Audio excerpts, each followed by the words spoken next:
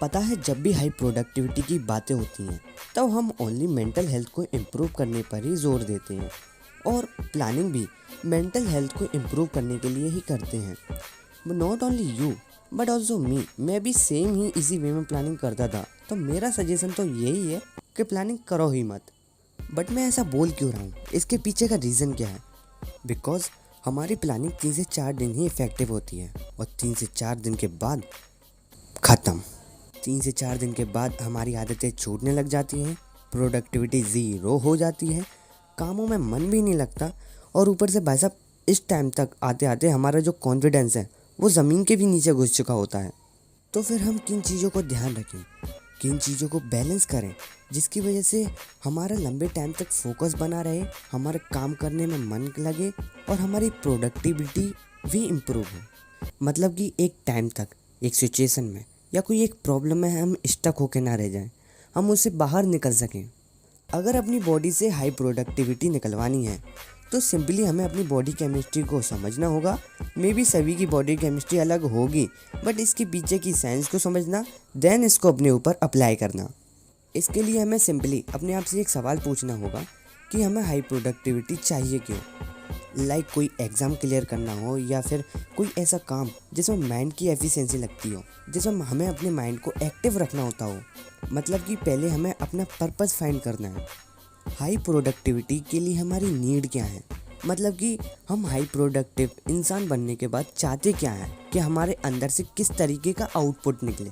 हम चाहते हैं कि हम 24 आवर्स में हमें जब भी टाइम मिले, हम उस टाइम पर पढ़ने के लिए बैठें और हमारा मन भी लग जाए, उस काम को हम पूरी एफिशिएंसी के साथ कर सकें, और उस काम को लॉन्ग टाइम पीरियड के लिए भी कर पाएँ।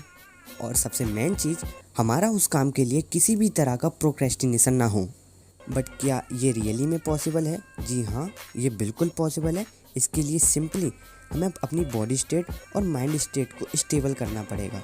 अपने माइंड को स्टेबल करने के लिए सबसे पहले हमें अपनी बॉडी हेल्थ पर वर्क करना पड़ेगा।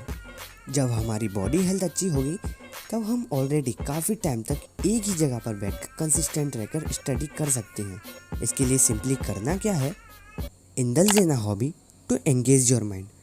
ऐसा कोई भी काम जिससे आपको मेंटली हेल्थ अच्छी होती हो, लाइक सिंगिंग हो, डांसिंग हो, गेम खेलना हो, मतलब कि ऐसे काम जिन्हें करने के बाद आपको रिलैक्स महसूस होता हो, अच्छा महसूस होता हो। Pick a physical exercise that you enjoy. Like कोई भी एक्सरसाइज जिसको आप एंजॉय करते हो, चाहे वो कोई भागना हो, जिमिंग हो, कार्डियो हो या स्पोर्ट्स हो, उनको आपको एडॉप्ट करना है। Follow a diet plan that fulfils your nutritions. एक ऐसा डाइट प्लान जो ना केवल आपके पेट को भरता हो, बट आपकी न्यूट्रिशंस जो बॉडी को ग्रो करने के लिए ज़रूरत होती हैं, उनको भी फुलफ़िल करे। अब सिंपली बात करते हैं कि माइंड स्टेट को स्टेबल कैसे किया जाए। Practice meditation and avoid stress. मतलब कि आपको ज़्यादा से ज़्यादा मेडिटेशन करना है, और ऐसा कोई जोन जहाँ पर आपको टॉक्सिक महसूस होता हो, उस जगहों से दूर रहना है। गेट इनफ स्लीप, जिससे कि आप अच्छी तरीके से काम कर पाओ, आपकी क्रिएटिविटी बढ़े। मेरी राय है कि कम से कम 8 घंटे तो सोना, और फिर अपनी क्रिएटिविटी के हिसाब से ऊपर नीचे करते रहना। एंड थर्ड पॉइंट इज, इनको डेली लाइफ में रिपीटेडली फॉलो करना, बिकॉज ये सुनने से काम नहीं करेंगे, इनको डेली लाइफ में इम्प्लीमेंट करना पड़ेगा।